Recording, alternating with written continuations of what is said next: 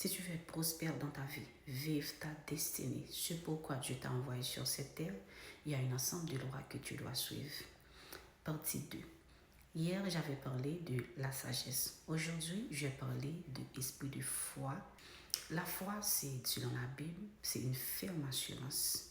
Une ferme assurance des choses qu'on espère, une démonstration de celles qu'on ne voit pas. Par exemple, David, qui était un serviteur de Dieu, un berger.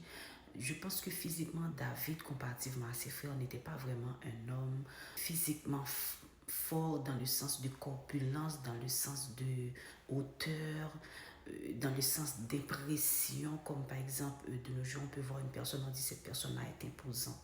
Donc David, je pense que c'était une personne, pas de petite taille, mais je pense que physiquement, c'était pas vraiment un homme, on va dire, qui est dans cette carrure-là. Ok? La foi de David a fait que quand il était en face de Goliath, il avait une foi en Jésus.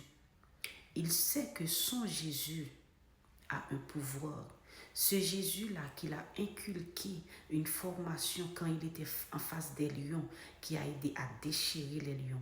Il sait que ce Jésus-là, son Jésus, a le pouvoir, la capacité de faire en sorte qu'il puisse battre Goliath. Avec il a su, Dieu lui a donné la sagesse avant, mais aussi la foi, c'est-à-dire il savait déjà qu'il allait être vainqueur. C'est pour cela qu'il a dit à Goliath, toi tu marches avec des armures, avec plein de choses, moi-même je marche avec la parole de Dieu, avec la force de Dieu, il avait une foi en cela. Tout cela c'est pour te dire quoi? Oui, tu pries, oui, tu as plein de projets, mais une fois que tu as l'esprit de la sagesse, tu dois aussi avoir une foi et une puissance. Tu vis déjà ce que tu veux, ce que tu souhaites, ce qui était dans le plan de Dieu dans ta destinée.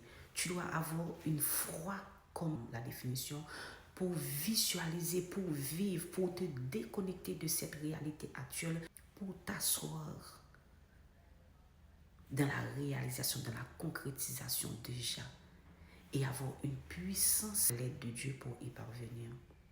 Donc, si tu veux vraiment vivre ta prospérité, vivre ta destinée, tu dois avoir de la sagesse, mais tu dois aussi avoir la foi.